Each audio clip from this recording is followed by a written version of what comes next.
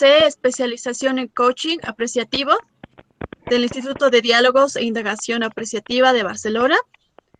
Tiene especialización en Visual Thinking de la Escuela de Facilitación Gráfica Patmolab y está certificado en ULab, Transforming Business, Society and Self del MIT.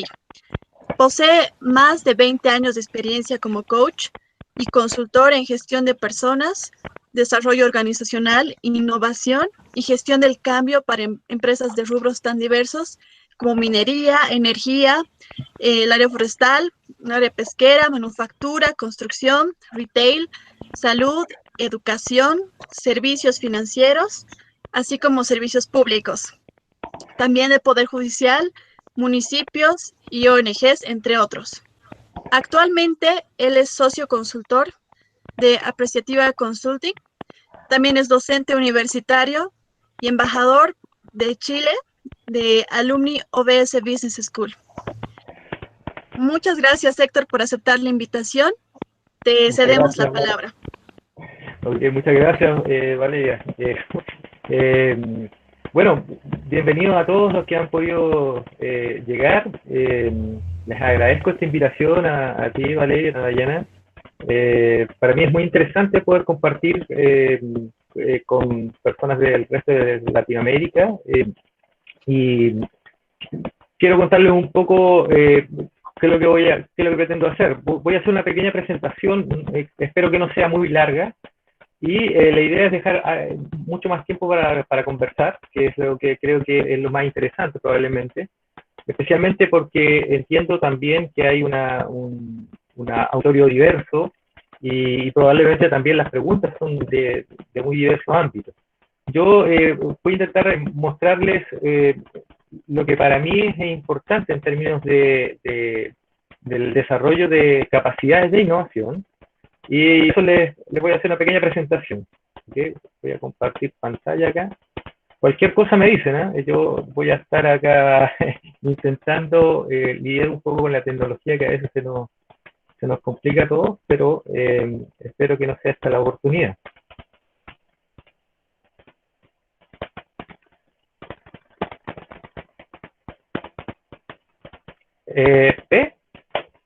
Valeria, ¿se ve bien? Sí, se ve bien. Perfecto.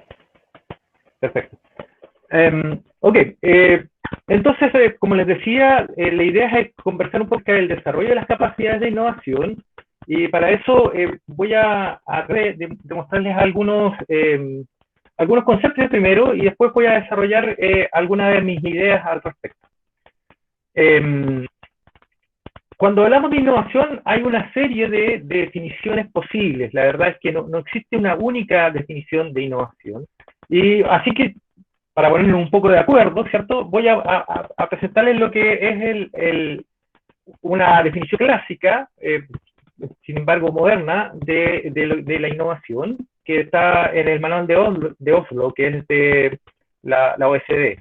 Dice: una innovación es un nuevo o mejorado producto o proceso, o una combinación de ambos, que difiere significativamente de los productos o procesos y que ha sido puesto a disposición de potenciales personas usuarias, en el caso de los productos, o implementado en una unidad de organización, en el caso de un proceso. Esto, que puede parecer como demasiado ambiguo, quizás muy amplio, se puede entender en el sentido de que cuando uno está desarrollando algo distinto a lo que ya estaba, puedes hacer no solo en un producto, que es con lo que habitualmente relacionamos una innovación. Habitualmente pensamos en innovación al tiro en un producto tecnológico, en algo nuevo que no está. Sin embargo, también se puede innovar en procesos, y no solo en procesos, también en modelos de negocio, en forma de marketing. Hay una serie de posibilidades dentro de lo que es el actuar de la innovación. Sin embargo, hay elementos que son importantes, que debe llegar a usuarios, o que debe ser implementado en la realidad. Ese es un punto clave de la innovación y lo que lo diferencia de la creatividad. La creatividad es a nivel de la idea, y por supuesto es un complemento importante para la innovación. Sin embargo, la innovación agrega un elemento, que es el que acabo de colocar yo acá, que crea valor e impacto comercial, productivo y o social. Por lo tanto, se espera que cuando uno está, no, algo distinto, algo nuevo, efectivamente se produzca un agregar valor que impacte a las personas. Y puede ser en un ámbito comercial, pero no necesariamente. También puede ser solo productivo, solo ligado a un proceso productivo. Y también, y muy importantemente, la innovación también puede ser una innovación social y impactar fuertemente a las personas, mejorando, por ejemplo, su calidad de vida. Por lo tanto, la innovación es bastante amplia y como tal también tiene muchas aplicaciones posibles. Ahora, ¿qué elemento o concepto está muy relacionado con la innovación desde mi punto de vista? Es la transformación. Y la transformación, entendido desde los cambios, pero desde los cambios importantes, desde los cambios significativos. Una transformación es un cambio que es una respuesta adaptativa, que puede ser de una persona que se adapta a cambios que están sucediendo en su entorno, pero también puede ser una respuesta adaptativa de una organización, de una sociedad, de un colectivo, de un grupo humano, del tamaño que sea. Entonces, cuando hablamos de transformaciones, cuando hablamos de innovaciones que transforman los mercados, las personas, las sociedades, las organizaciones, estamos hablando de que se está buscando responder a algún cambio en el entorno en el cual esa persona o ese grupo humano se encuentra. Eso es importante de entender porque una innovación tiene que tener un sentido en eso. El sentido fundamental es un sentido de adaptación. Otro elemento importante es que un cambio, para que sea sostenido y se produzca efectivamente una transformación, debe ser pensado o desarrollado desde adentro hacia afuera. En el caso de las personas, cuando hablamos de adentro, estamos hablando desde su emocionalidad, desde sus patrones de pensamiento, de sus formas de pensar, de percibir el mundo, hacia las conductas, hacia afuera. En el caso de la organización, estamos hablando de que los cambios deben gestar desde dentro, no como una imposición desde los mercados, una imposición desde los pedidos que puede hacer la sociedad, sino que debe gestar desde adentro. Y esa es la manera en que un cambio se va a hacer sostenido, y no solo va a ser un cambio cosmético, como se dice, un cambio que ocurre en la superficie. ¿Okay? Y finalmente, otro elemento importante en el caso, cuando hablo de transformación, estamos hablando de cambios que son un desafío colaborativo. En la actualidad es imposible pensar en innovar solos, como el típico estereotipo del científico loco que desarrolla una innovación en un garage así solo, así como en una cueva obviamente de laboratorio. Eso no es real, no existe en la actualidad. En la actualidad, todas las personas que están innovando de manera colectiva, porque dan cuenta de la importancia de el poder intercambiar las ideas, colocar las ideas a prueba en la opinión del otro, colaborar, generar ideas complementarias. Esa es la manera en que efectivamente se producen las innovaciones más importantes, ¿sí? Y por supuesto aquellas que producen el mayor impacto. Ahora, voy a hablar un poco desde la parte más bien individual o personal primero, y luego voy a hablar, tomar la perspectiva más organizacional, si se quiere. Cuando hablamos de innovar, estamos buscando de alguna manera reprogramar nuestros patrones conductuales, reprogramar la forma en que nos hemos relacionado con el mundo real, con las otras personas. Y reprogramar patrones conductuales no es algo fácil de hacer. Requiere una metodología. Muchas veces hay personas que les cuesta más que a otras, especialmente porque no saben cómo hacerlo. Y piensan que las cosas las hemos hecho así y somos así y seguiremos por siempre. Y esa es la actitud, una actitud por supuesto que va a ser totalmente una barrera a la hora de querer innovar. Cuando uno quiere innovar, tiene que ser capaz de innovar en uno mismo, primero que todo, digamos. ¿Okay? Por lo tanto, cuando buscamos innovar, también estamos buscando generar un cambio en nuestros patrones conductuales. Lo primero para esto es la conciencia, darse cuenta, ser un buen observador, una persona que tenga esa capacidad de mirar y sorprenderse con lo que está mirando, observar, curiosear y darle una vuelta a aquello que de alguna manera puede ser el discurso más conservador o aquella forma clásica de mirar las cosas. El tomar conciencia requiere un ejercicio de un cierto pensamiento crítico, una cierta capacidad de mirar las cosas de un prisma diferente. Y tomar conciencia es el primer paso. Y el primer paso es quizás el más importante, probablemente, porque después ya las cosas van dándose de manera relativamente natural. Un segundo paso es comprender qué lugar me cabe a mí en este contexto en el que estoy mirando. Si estoy hablando, por ejemplo, de mi lugar de trabajo, el tomar conciencia, por ejemplo, de un proceso de producción, por ejemplo, tomar conciencia de que si bien se ha hecho siempre, me doy cuenta que es posible mejorarlo, que me doy cuenta que es necesario hacerlo más eficiente, por ejemplo, y empiezo a comprender el mecanismo de eso, es mucho más probable que desde ahí yo establezca una forma distinta de concebir este proceso y probablemente también me conduzca hacia mi capacidad de innovar en ese proceso. Un elemento importante acá es, aquí lo pongo en una frase, usar lo que no nos sirve. O sea, esa capacidad de desaprender. Para poder cambiar es muy importante soltar aquello que ya no nos sirve. Desenamorarnos quizás de ciertas formas de mirar las cosas, de ciertas formas de concebir cómo las cosas son, y para poder abrirse a que sean de una manera distinta. Entonces, es como esta metáfora del vaso con agua, ¿cierto? Si tú tienes el vaso totalmente lleno de agua y a tope, digamos, no le echas más agua, no le puedes echar agua nueva, se te va a rebalsar. Entonces la única manera de echarle agua nueva es vaciar el vaso, o menos en parte, para poder colocarle agua nueva. Entonces ese es más o menos a lo que me refiero con soltar aquello que ya no nos sirve. Aprender a soltar. ¿Para qué? Para abrazar lo nuevo, lo que nos hace bien.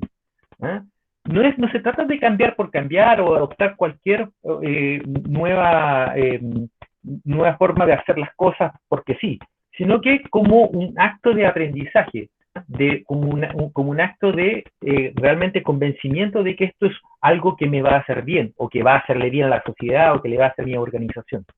¿Okay? Entonces, esto yo diría que son los elementos más internos probablemente de aquello que es importante en términos de actitud innovadora.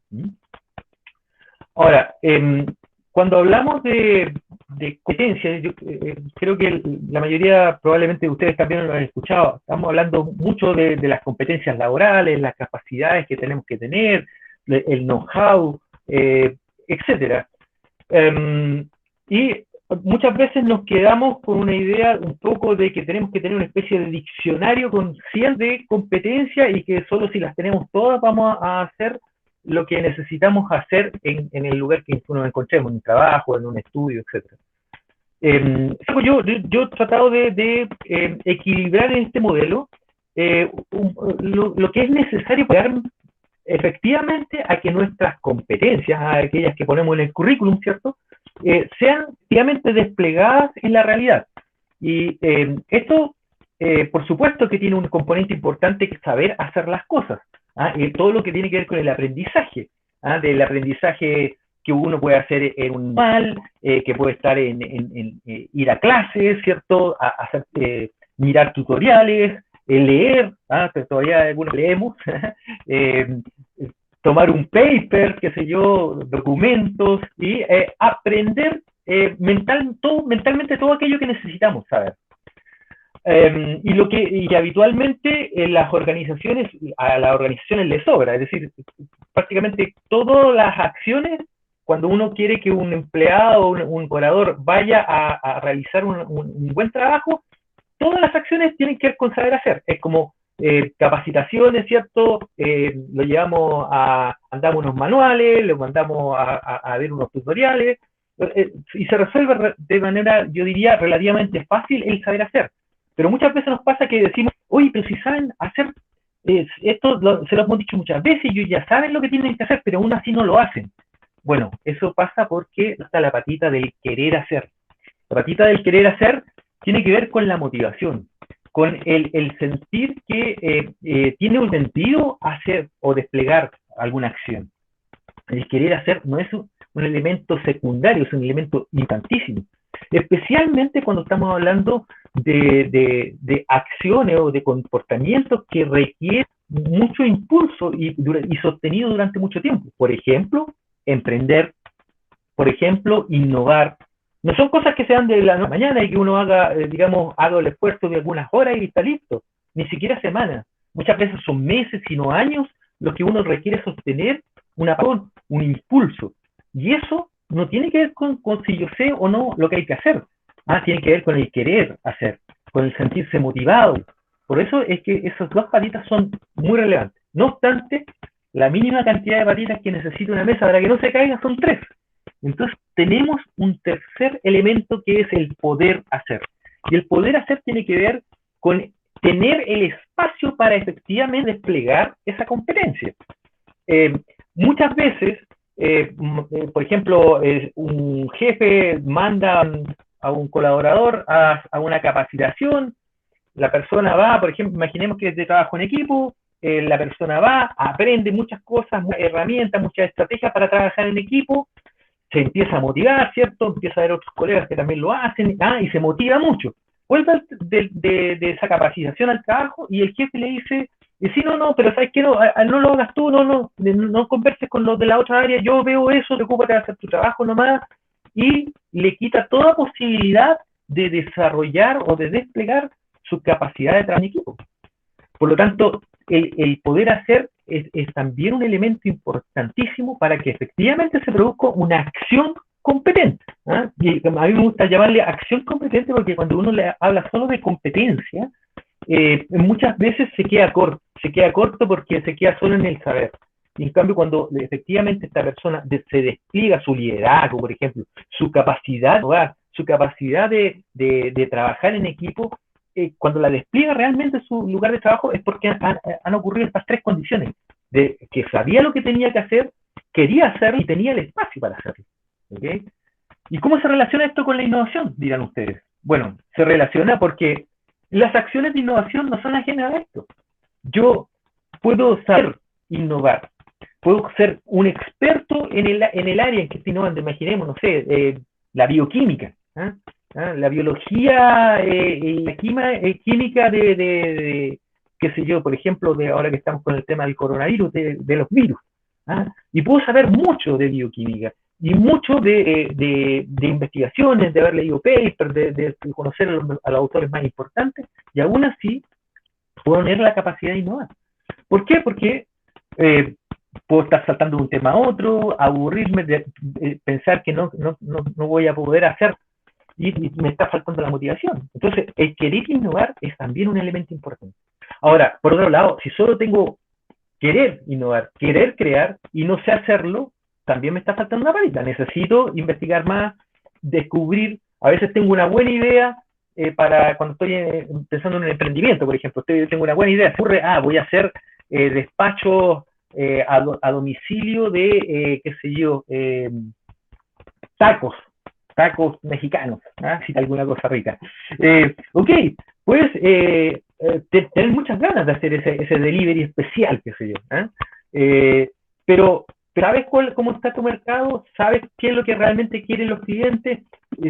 ¿Sabes técnicamente cómo el taco para que llegue calentito y fresco a su destino, al comedor final?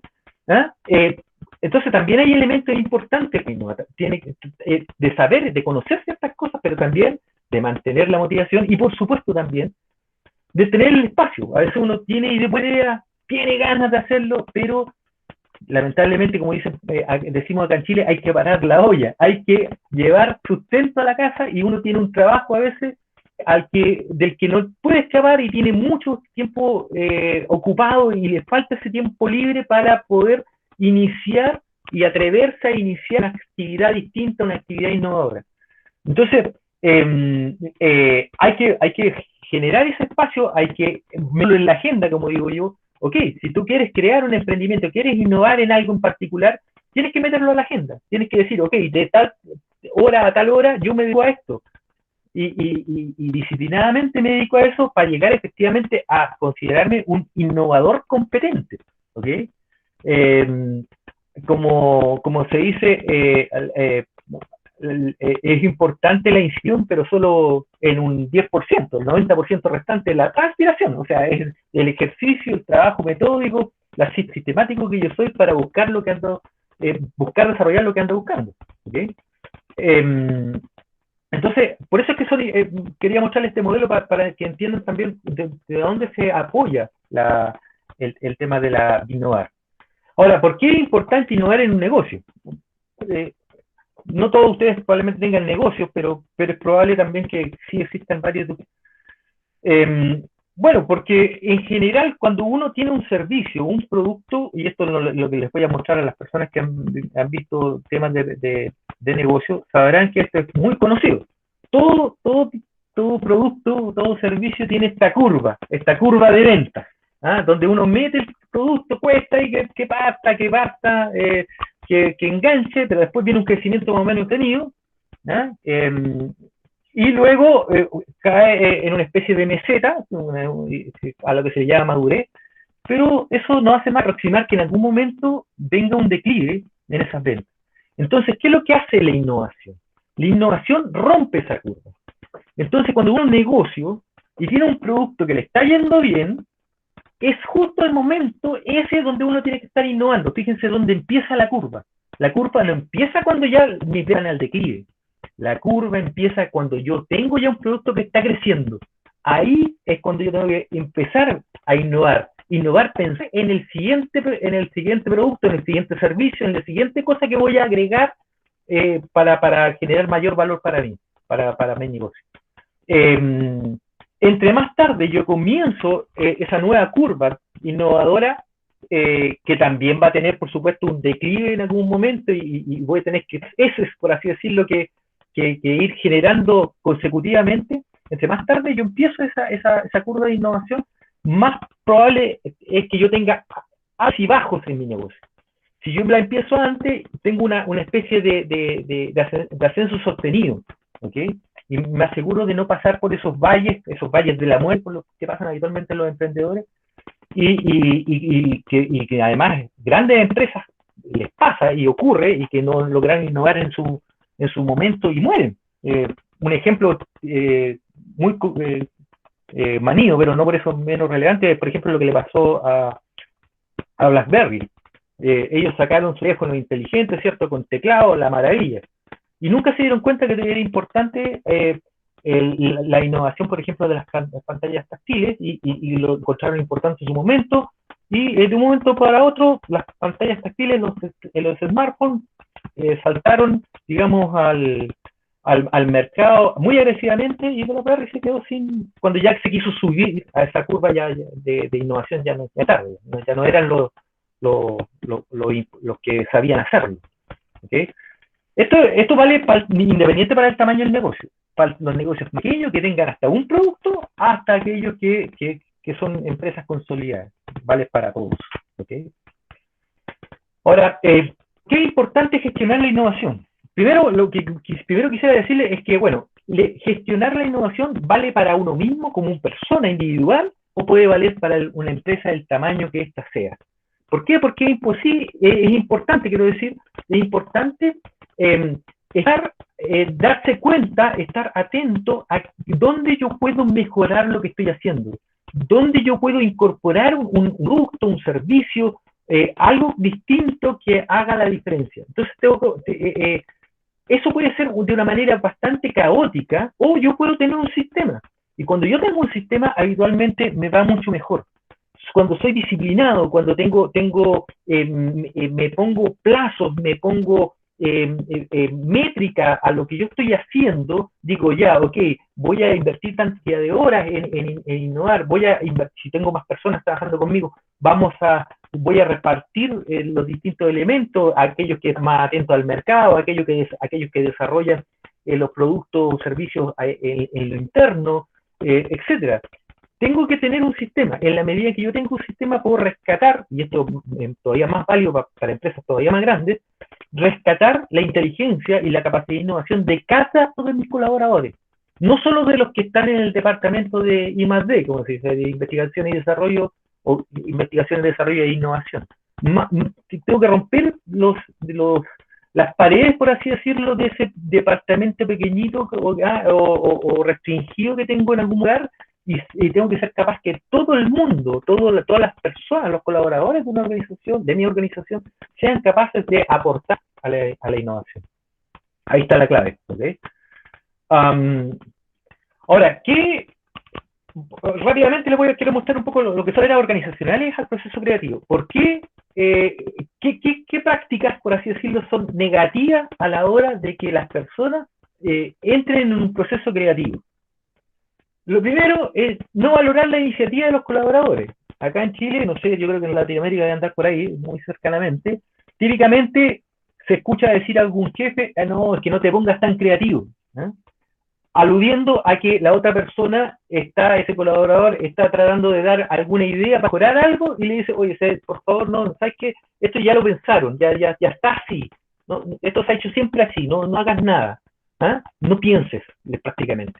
Entonces, no valorar la iniciativa de los colaboradores es fatal. Simplemente los aplanas y los haces, por así decirlo, le estás pagando por el movimiento de sus músculos, pero no por el movimiento de su mente. Y eso es perder dinero. Lo anterior es castigar el error. Muchas organizaciones, los errores se castigan gravemente, como aparece ahí en la fotografía, ¿eh? Se les persigue y se les castiga, y no se entiende que son instancias profundas de aprendizaje. Y todavía peor, el castigo del error muchas veces conlleva a el despido, ¿no? O la condena al ostracismo de aquel que cometió el error, ¿no? Por lo tanto, las posibilidades de aprendizaje son mínimas, y los creativos son muy de ensayo y error rápido, y sacarle el máximo provecho de aprendizaje a esa instancia. Por lo tanto, castigar el error porque sí, y nada más, es muy dañino para el proceso de la organización. Otro punto que también es complicado es cuando uno reparte las tareas a las personas, cuando lo hace por debajo de sus capacidades o por encima de sus capacidades. Cuando uno lo hace muy por debajo a las personas les da tareas muy fáciles, las personas tienden a desfocalizarse, a desmotivarse. Estaríamos cogiendo en la patita del querer hacer. Se nos cae un poco la motivación cuando tú estás dando tareas muy por debajo de las capacidades que pueden tener algunas personas. Y por el contrario, cuando tú le das una tarea muy compleja a personas que no manejan el tema, efectivamente se te cae en el saber hacer, y por lo tanto, por supuesto, las posibilidades de falla y posibilidades de frustrarse ante no poder hacerlo son más grandes. Por lo tanto, también hay que ser como hábil observando las reales capacidades que tienen nuestros colaboradores de manera de ir ajustando, ¿eh? Desafío ante la capacidad o competencia que tengan nuestros colaboradores. Establecer solo motivación extrínseca es una manera muy psicológica de decir, creer que la innovación ocurre solo porque uno paga. O sea, uno va y dice, ya, tú vas a ser el innovador de la empresa, esto es lo que vas a ganar cada vez que innoves en algo. Así no funciona la innovación. Hay innumerables estudios, ustedes pueden ahí googlear si quieren, innumerables estudios que muestran que el dinero no te compra la capacidad de innovar o de ser creativo. No, es increíble cómo incluso a veces produce efecto contrario, ¿ah? Cuando uno liga cantidad de productos, por ejemplo, a innovar o procesos a innovar versus que le des un bono a cada una de esas innovaciones, no funciona para nada. De hecho, y aquí voy a ser un poquito más detallado en ese sentido, de hecho funciona mucho mejor, si algo que lo piensa en términos de sueldo, de salario, un sueldo o salario fijo y libre de vaivenes fruto de que de los ritmos con que se innovan o no. Los criterios para evaluar los procesos de innovación deben ser como independientes del esfuerzo que esté poniendo la persona. Con esto quiero decir, no quiere decir que las personas no vayan a sentirse motivadas, pero hay que motivarlos de otra manera, desde otro punto de vista, como con los desafíos de crear, con los desafíos de innovar, no tanto con el dinero, ¿ok? Tiene que ser una motivación más intrínseca, ¿eh? Más propia.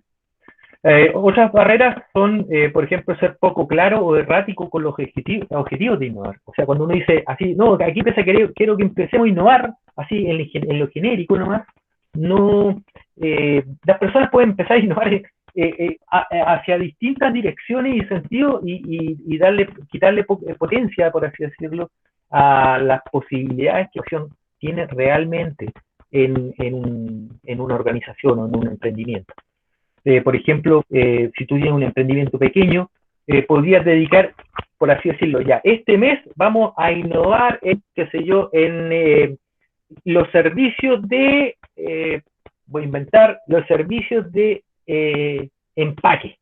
Ahí queremos ponerle, o este mes o esta semana bajar en eso. Entonces los pongo a todo mi equipo a ser creativos, a testear qué tipo de empaque pueden ser más atractivos, o más fáciles, más amigables con el medio ambiente, lo que sea.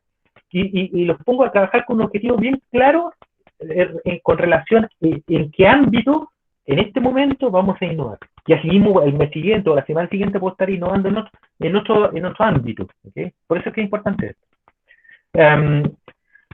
Esto es típico, quedarse solo en el eslogan.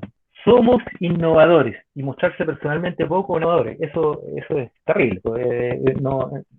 Tenemos que, para crear una cultura de innovación dentro de una organización, dentro de un emprendimiento, es súper importante ser coherentes en mi discurso privado como con mi discurso público, entre lo que pienso y lo que digo y lo que hago. Hay que tener una coherencia.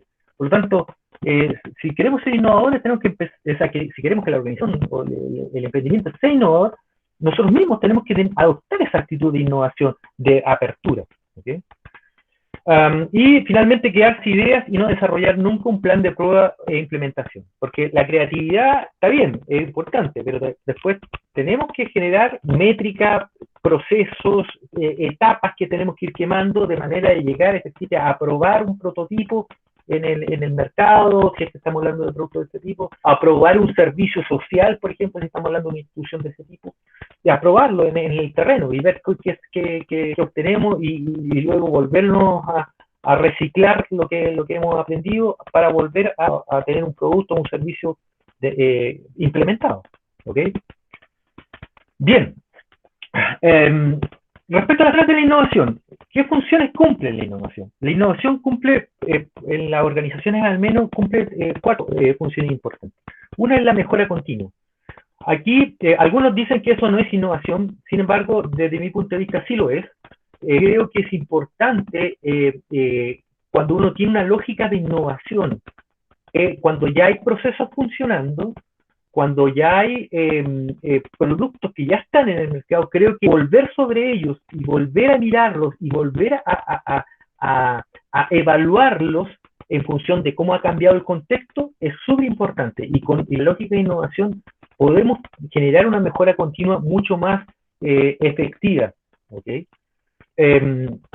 Y con ello también, por supuesto, como otra función importante, es que se vuelva sistemática, que no sean destellos de innovación. ¿Se acuerdan cuando se nos ocurrió tal cosa? Y eso haya sido como una historia que contamos al año, que contamos a los 5 años, contamos a los 10 años, como la única historia que tuvimos hace que cuando innovamos.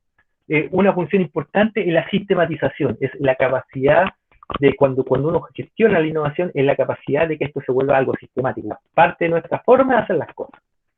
Otro elemento importante es la vigilancia tecnológica, asociado a la gestión de la innovación. Es importante porque, si se recuerdan, cuando hablábamos de transformación, estábamos hablando de que hay que estar vigilantes del medio, porque es una respuesta adaptativa.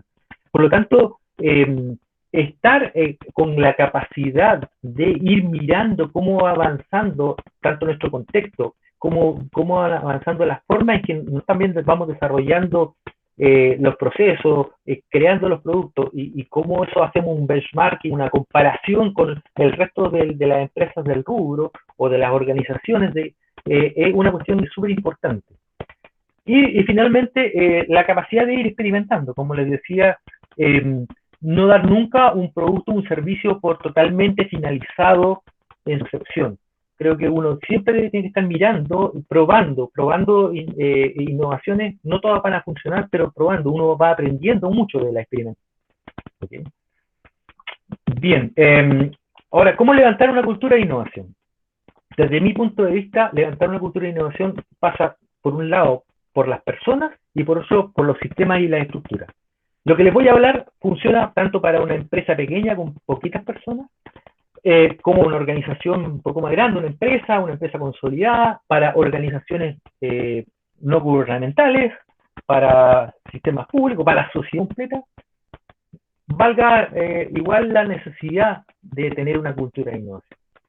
Cuando hablamos de las personas, las acciones que podamos hacer, pues las agrupé, esto es un modelo mío, ¿no? Por lo tanto, está sujeto a error, sujeto a discusión, ustedes me pueden discutir todo lo que quieran. La del 3. Creo que las acciones en las personas que uno debe hacer para generar efectivamente una cultura de organización, primero, son fortalecer, desarrollar si es que no están, y fortalecerlos si es que uno lo entra, los liderazgos, las personas que están ejerciendo ese rol de líderes, con poco en la innovación. Yo evalúo un buen líder en mi organización si ese líder además tiene poco puesto en la innovación. Es capaz siempre de estar mirando, mejorando, poniendo cosas nuevas, procesos nuevos, productos nuevos, servicios nuevos, lo que sea. Si tenemos personas que tienen esa característica, fortalecer su capacidad de liderazgo. ¿Por qué? Porque eso lleva a todo, no solo a ellos, sino a todo su equipo también a funcionar de esa manera. Por lo tanto, son ejemplos e influenciadores para el resto de la organización. Tenemos, en contrario, cuando tenemos líderes que pueden ser muy buenos líderes, pero se dedican solo a producir, solo a trabajar, y ven la innovación como algo para lo cual no tienen tiempo, claramente no vamos a tener los sponsors necesarios para generar una cultura de innovación. Entonces, de alguna manera tenemos que buscar que cada líder de mi organización tenga esa mirada puesta, ese foco puesto en innovar. Otro elemento importante para mí es el desarrollo de competencias que potencien la innovación. Yo tengo un listado, normalmente la organización, las empresas tienen listados de capacitaciones que se hacen, donde se está poniendo el foco para que las personas desarrollen, cuando se evalúan a estas personas, cuando a veces hay evaluaciones por competencias, o tanto internas como cuando uno trata gente se evalúa por competencia. Bueno, ¿qué competencias ando buscando? Ya les voy a mostrar cuáles puedo andar buscando, ¿ok? Pero ahí hay elementos que son importantes a la vista, darse cuenta que son necesarios de desarrollar. Y por un lado tenemos las competencias y por otro lado tenemos las actitudes que facilitan la innovación. Y también se las quiero mostrar, ¿ok? Competencias potenciadoras hay muchas, pero yo escogí un modelo que tiene 6, que me parecieron muy interesantes. Una de las competencias potenciadoras de la innovación es la capacidad de cuestionar el status quo, cuestionar lo que ya está dado.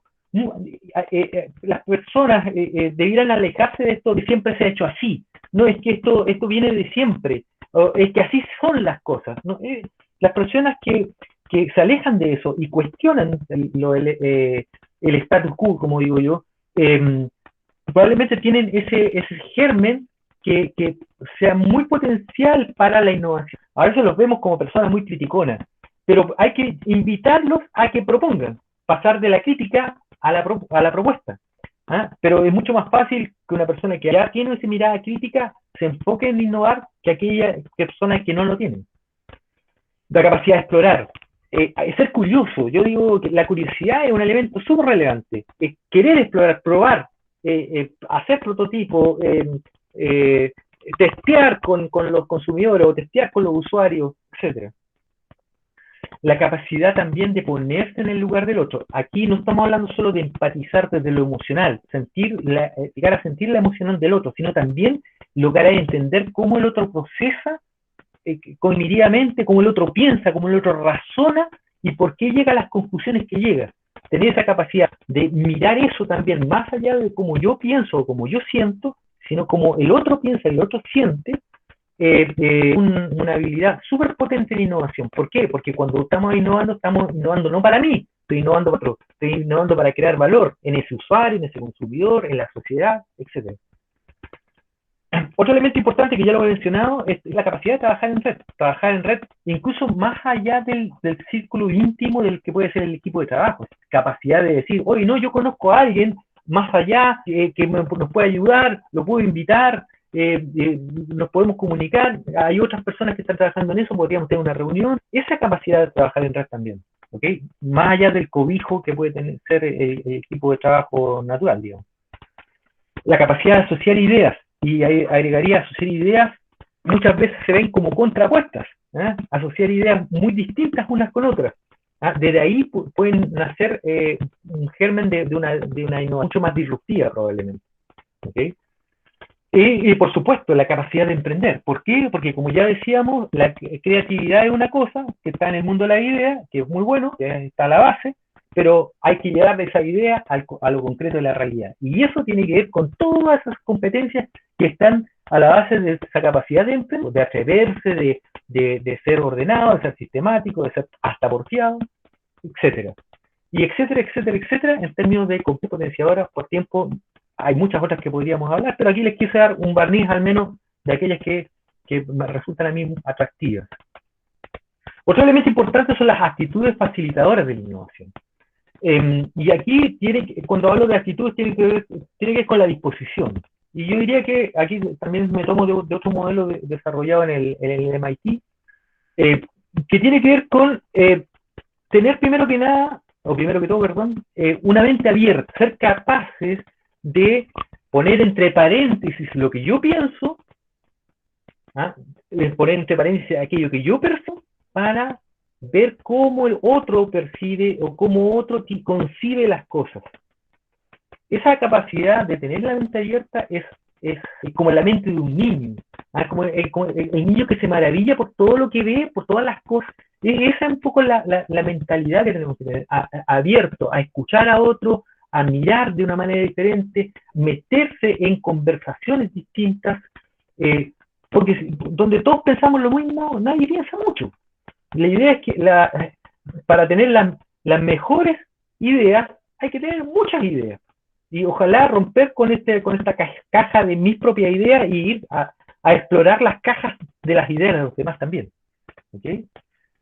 Junto con esa mente abierta también es importante un corazón abierto, y con ello me refiero a esa apertura emocional al otro, al ser capaz de cobijar los temores que puede tener otro, las frustraciones eventuales que puede tener, los entusiasmos también que pueden existir.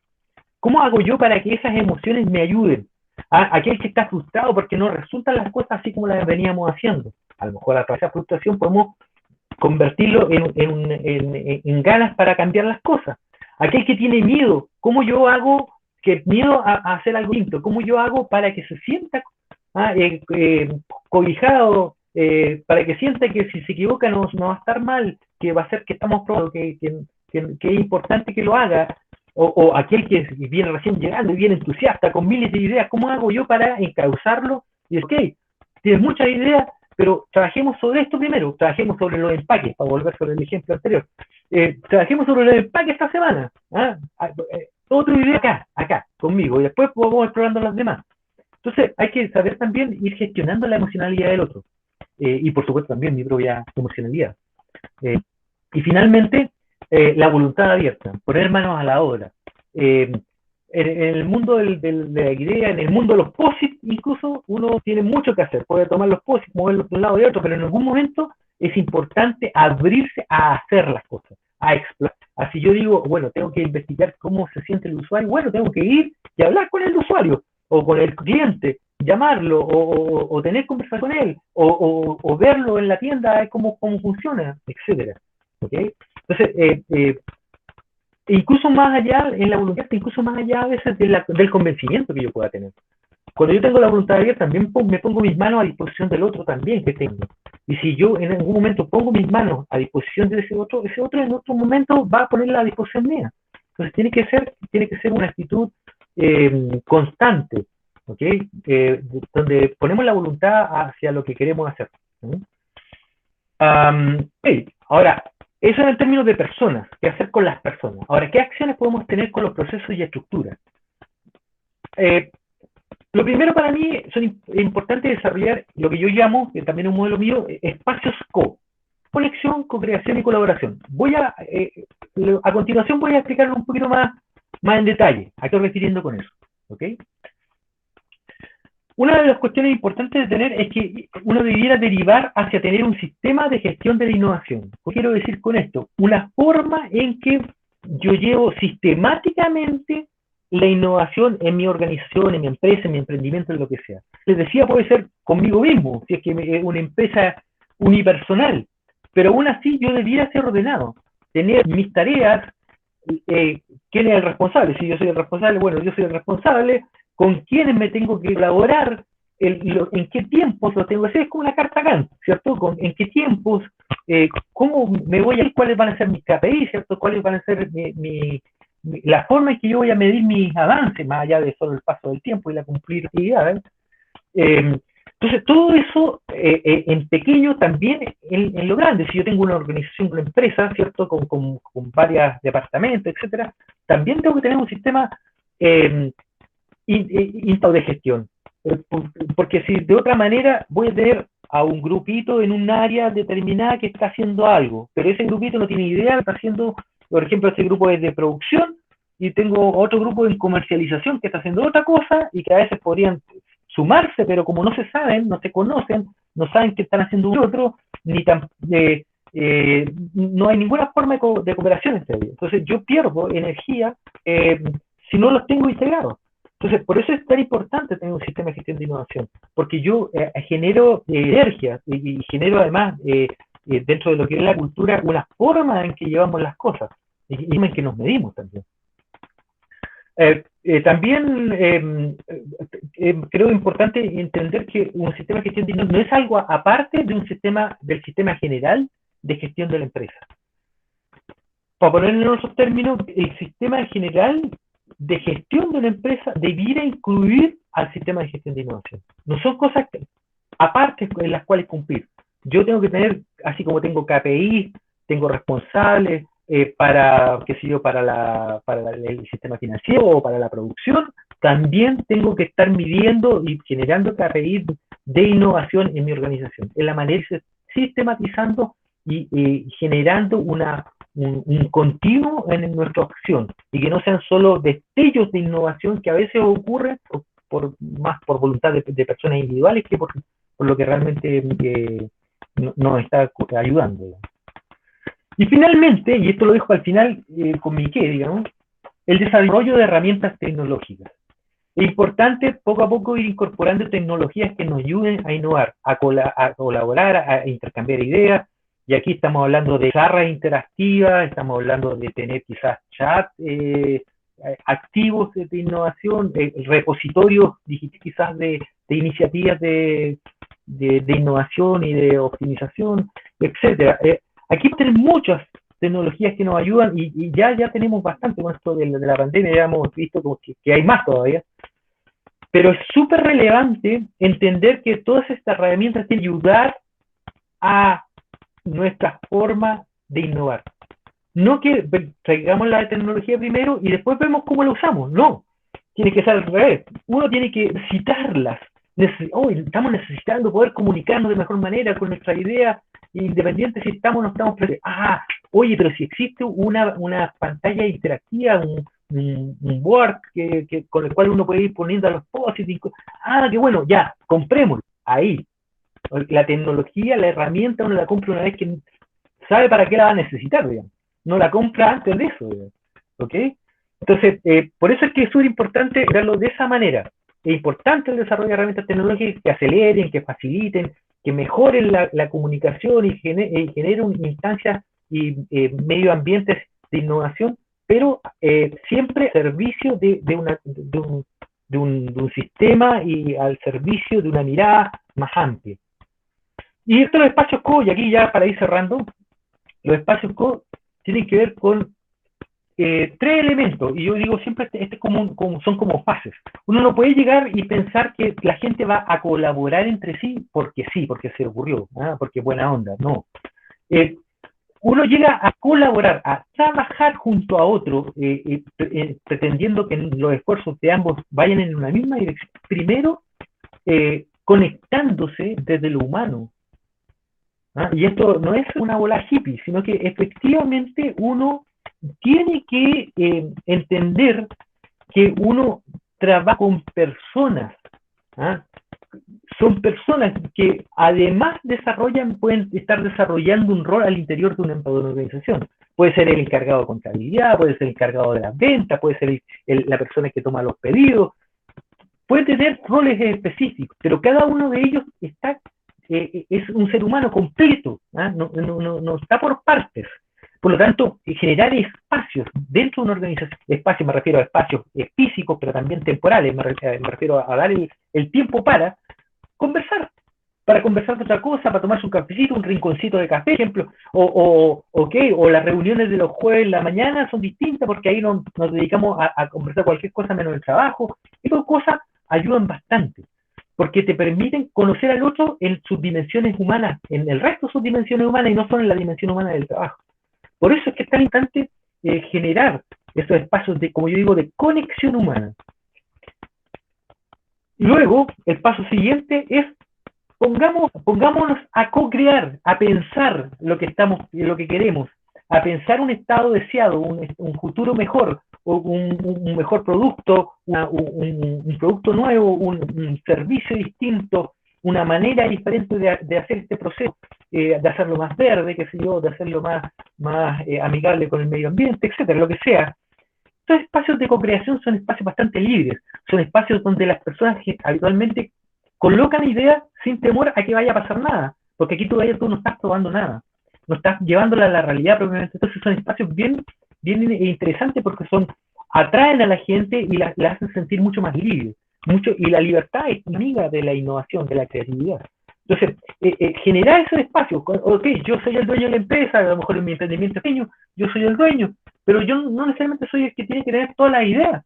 De hecho, poner, por ejemplo, cuando yo tengo una idea de solución, pero aún así coloco el problema al servicio o a la pregunta de todo el resto de mi equipo, y mi solución es una solución más posible, si quieren la primera, porque no la digo al tiro, sino que doy el espacio para que los demás también cuenten, digan su forma de ver las cosas, y luego yo la hago también como una más.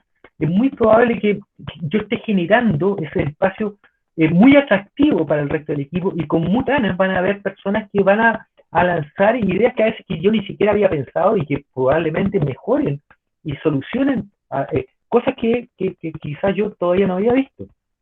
¿Okay? Y finalmente, uno debería llegar al colaborar, a trabajar juntos. Colaborar es trabajar junto a otros. Y la idea de trabajar junto a otros no cada uno está haciendo lo suyo, como en un cubículo, sino que cada uno está haciendo aquello que completa, así como sale en ese dibujito, ¿cierto? Que complementa el trabajo del otro, que lo hace más importante, lo sinergia, lo vuelve un elemento muchísimo más poderoso. Y por eso es que para mí los espacios co son espacios muy proclives a la innovación, son espacios donde la innovación se da como un resultado casi obvio, porque en general las personas que están colaborando siempre van a mejorar sus propios entornos, sus propios resultados. ¿Okay? Muy bien, muchas gracias por haberme escuchado, creo que me lo hablé todo, no sé cuánto me habré dado. Estoy abierto voy a dejar de compartir, ¿cierto? Ahí tienen mis datos, si alguno quiere sacarle una foto, mis datos para conectarse conmigo, si tienen alguna pregunta, algo que quieran ver. Tengo algunos videos también ahí subidos en LinkedIn, en YouTube, que toco estos temas y otros temas también, así que están todos cordialmente invitados, y ahora voy a dejar de compartir para que me puedan hacer las preguntas que quieran. ¿Okay?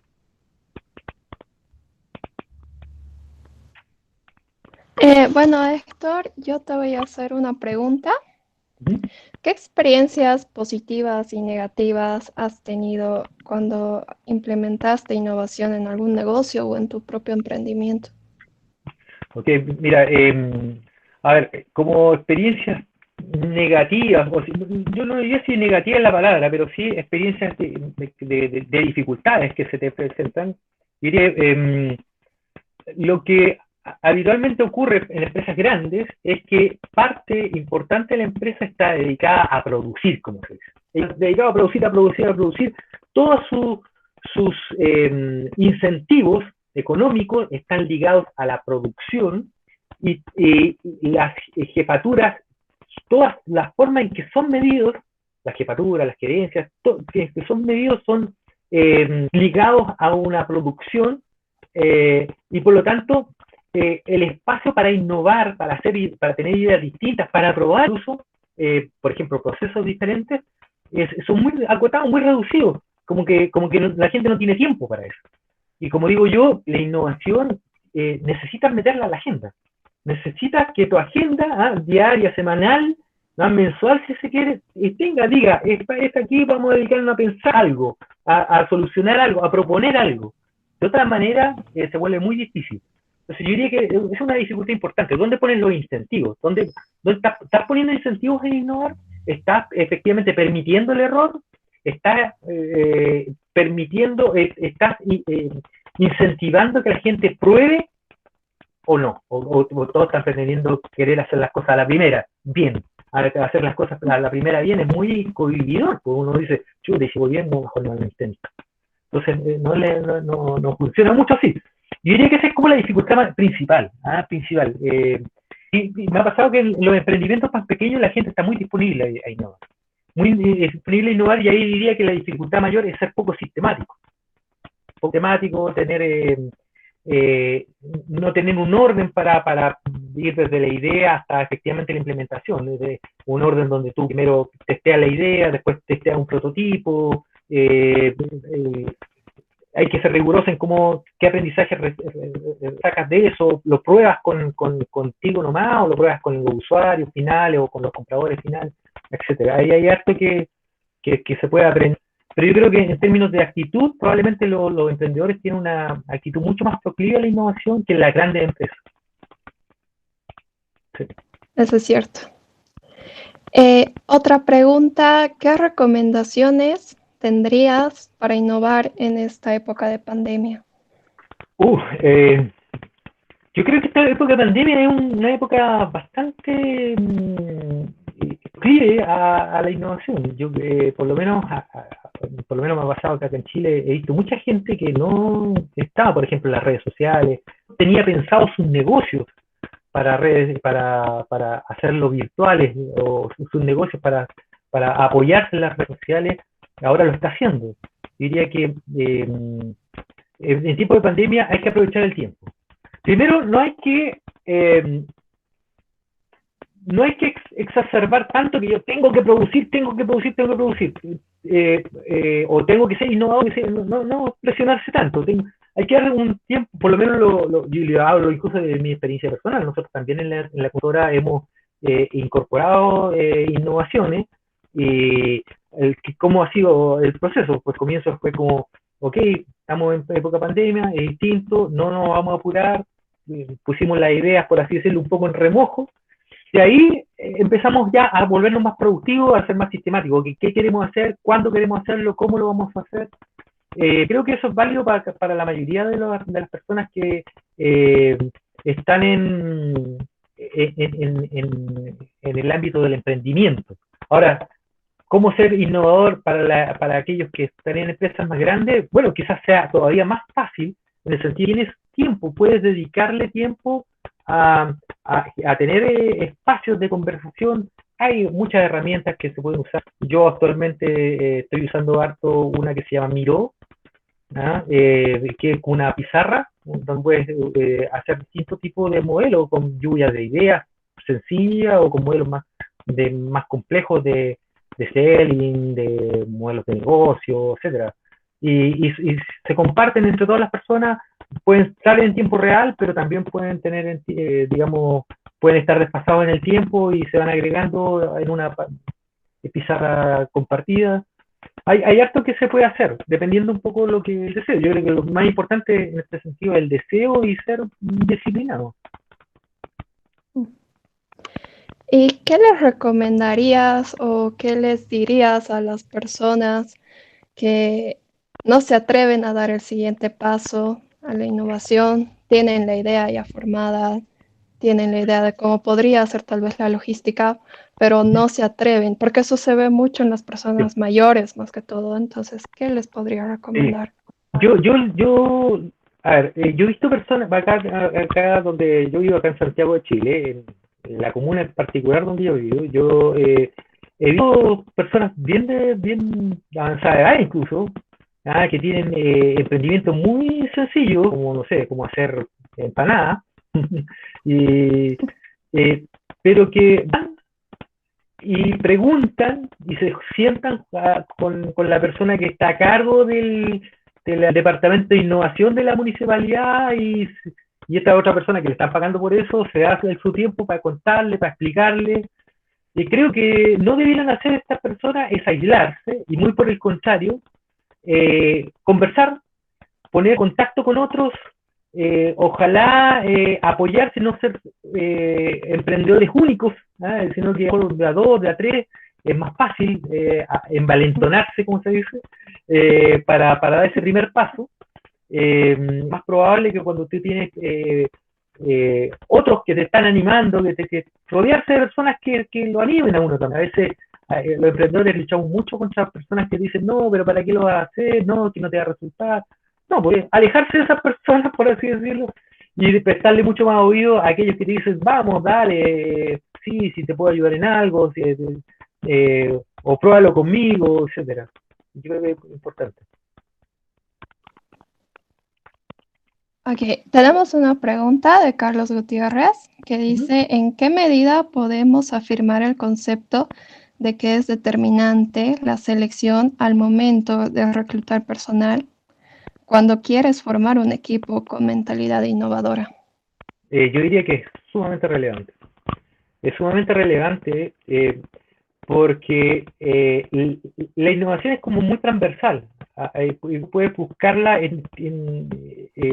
muy transversalmente en términos de tipos de trabajos. Y por lo mismo, no sé, es raro testearlo, es raro pedirle al psicólogo o a la consultora que está haciendo la selección, decir, oye, quiero que sean innovadores, salvo que vaya efectivamente a un talento de innovación. Pero si uno está construyendo una cultura, creo que es sumamente relevante ir, que cada persona que esté ingresando, que tenga, que se le evalúe su capacidad de innovar. Y cuando me hablo de capacidad de innovar, que es como algo bien genérico, podemos hablar un poco de las competencias de las que les mencionaba, la capacidad de querer explorar, de que en su anterior trabajo probó cosas, le aceptaron, le compraron alguna idea, su propio jefe, qué sé yo, obtuvo resultados, o es una persona que es crítica, que tiene esa capacidad de mirar las cosas de una manera diferente, que tiene una buena capacidad de comunicarse y de ser capaz de plantear sus ideas, de negociarlas, de venderlas, como se dice. Yo creo que es algo que se puede ir viendo en todas las personas que quieran integrarse a una organización. Y si uno está construyendo una cultura de innovación, creo que es muy importante. Por eso que agradezco la pregunta, porque realmente me parece que es muy relevante. Muy relevante. No sé si alguien más tiene alguna pregunta. Hola, yo quisiera hacerle una pregunta a Héctor. Hola, Christopher, cuéntanos. Hola, ¿qué tal? Héctor, bueno, antes que todo agradecerte, encontré realmente extraordinaria la presentación. Y quiero hacerte una pregunta bastante concreta respecto a algo que tú ya mencionaste tangencialmente, ¿ah? Pero a ver si lo podemos desarrollar un poquito más. Y dice relación con saber si tú aconsejas a las organizaciones medir su nivel de madurez en innovación. Saber además si, bueno, si tienes alguna métrica para eso, saber cómo se hace, en definitiva. Ok. Sí, mira, creo que es bastante relevante, especialmente en organizaciones más grandes que necesitan sistematizar un poco más esta información. Creo que es importante hacer una evaluación, que hay instrumentos para hacer evaluaciones cuantitativas.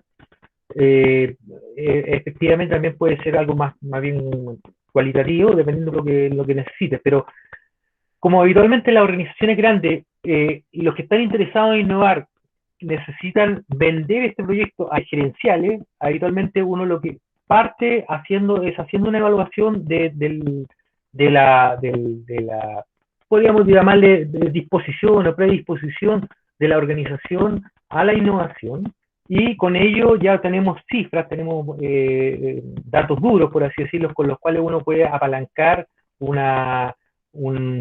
proyecto de desarrollo de innovación en la organización. Ahora, yo pondría un especial énfasis a la dirección que yo le quiero dar a la innovación, porque no se trata de tener una cultura de innovación solamente, o sea, como, yo quiero ser innovador, sino, ¿para qué? ¿Por qué es importante? ¿Por qué? Entonces encontrarle el sentido, quizás partir por, una vez ya hecha la evaluación, generar un sentido compartido de para qué queremos la innovación en nuestras vidas, por así decirlo, por qué queremos la innovación en nuestra oración. Es casi tan relevante como el proceso mismo de implementación de la cultura de la innovación. O sea, hay que partir por darle sentido a esto, porque aquellos que no lo habían visto, aquellos que no estaban a lo mejor a caballo con el tema, tienen que sentirse helados, tienen que sentirse curiosos al menos, y atraídos para que efectivamente quieran innovar. Por eso que es importante esa métrica que tú hablabas, pero hay métricas culturales que son similares a las que se desarrollan en las evaluaciones de clima organizacional, pero que tienen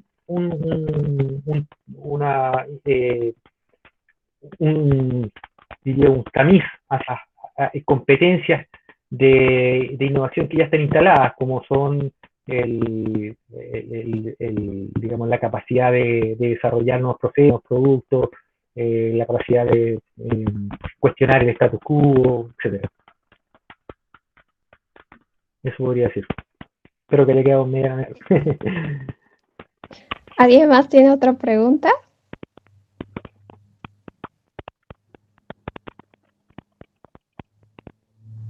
Bueno, creo que nadie más, Héctor.